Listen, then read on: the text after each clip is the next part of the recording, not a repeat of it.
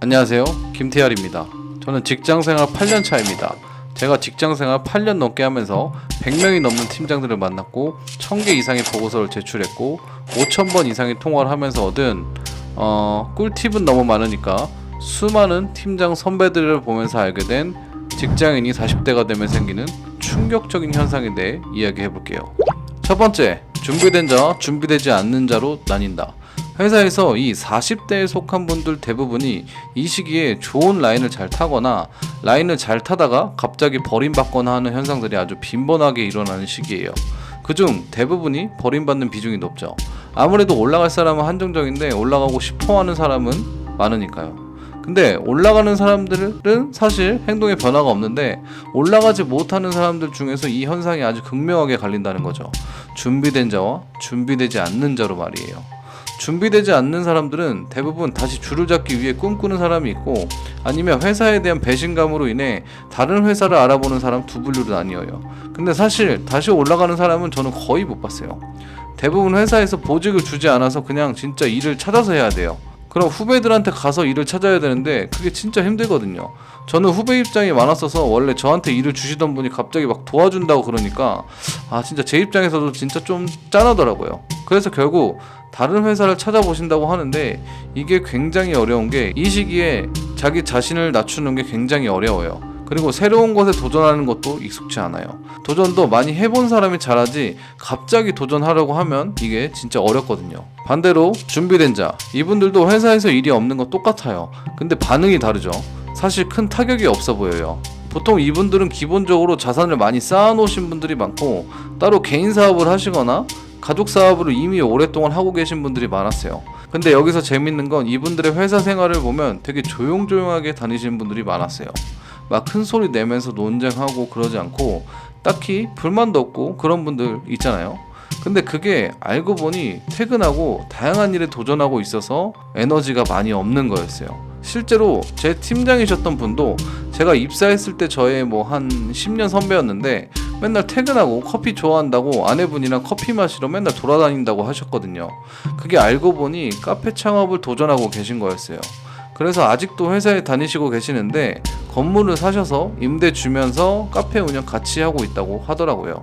제가 너무 궁금해서 왜 퇴사 안 하시냐고 물어보니까 코로나를 겪으면서 자영업은 언제 어떻게 될지 모르기 때문에 항상 하방을 만들어줄 월급이 있는 게 좋다고 하더라고요. 이런 모습을 좀 보면서 분명 회사 일도 중요한데 그래도 자본주의를 살아가는데 회사 한계에 의해 내 인생이 좌우된다는 건 좀 아닌 것 같다는 생각을 많이 하게 됐던 것 같아요.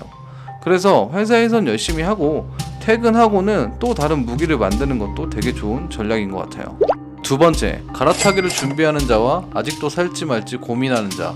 신혼 때 집을 샀다면 40대가 되면 대출도 다 갚고 물가 상승률만큼 자산이 상승했기 때문에 집이 있으신 분들은 보통 상급지로 갈아타기를 생각하시는 분들이 대부분이죠. 생각해보면 30대에 그냥 집을 사신 분들은 40대가 되어서 우리 집값이 떨어졌다라고 이야기하는 분들은 한 번도 못 본 것 같아요. 그래서 이런 분들은 자산이 올라가는 속도가 내 월급 올라가는 속도와는 다르다는 것을 완벽히 깨닫고 계속 부동산에 관심을 가지시는 것 같아요. 아무래도 이게 돈이 된다는 것을 경험을 통해 얻은 거니까요.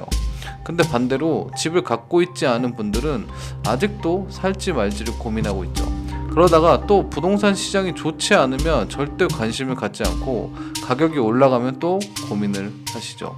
사실 이건 집을 사서 돈을 벌었냐 안 벌었냐가 중요한 것보다 삶의 안정감이 있는지 없는지를 나타내는 것 같아요. 아무래도 갈아타기를 준비하시는 분들에 비해 고민하시는 분들이 안정감이 떨어진다는 느낌이 확실히 있는 것 같아요. 그리고 마지막, 꿈과 목표가 없다. 30대부터 40대 중반까지 가장 일 많이 하고 열심히 할 나이죠. 이 시기에 열심히 사시지 않는 분이 없을 정도로 바쁘게 살죠. 근데 생각해보면 회사를 위해 열심히 살다 보니 정작 나에 대해 생각해볼 시간이 없어지는 것 같아요. 계속 달리면서 경쟁하고 다른 사람을 뛰어넘어야 하는 행동에 익숙해지다 보니 오히려 다른 곳을 둘러보는 것보다 그 환경에 중독되어 계속해서 달려나가는 것 같아요. 그러다 결국 나 자신에 대해 목적이나 꿈이란 것을 생각해볼 생각을 못하는 거죠. 더 무서운 것은 개인적 목표에 대해 더 치부시 여겨지게 된다는 거예요. 이 나이에 무슨 목표야, 이 나이에 무슨 꿈이야 라고 생각하면서 아예 시도조차 하지 않는 상황까지 가게 되죠. 정말 이런 분들 너무 많이 봤습니다. 항상 모든 대화가 회사나 열심히 다녀로 끝나죠.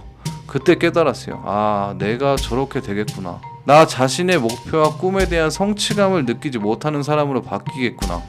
그래서 저는 그 경쟁의 환경에서 조금은 한 발자국 물러나려고 노력하고 있습니다.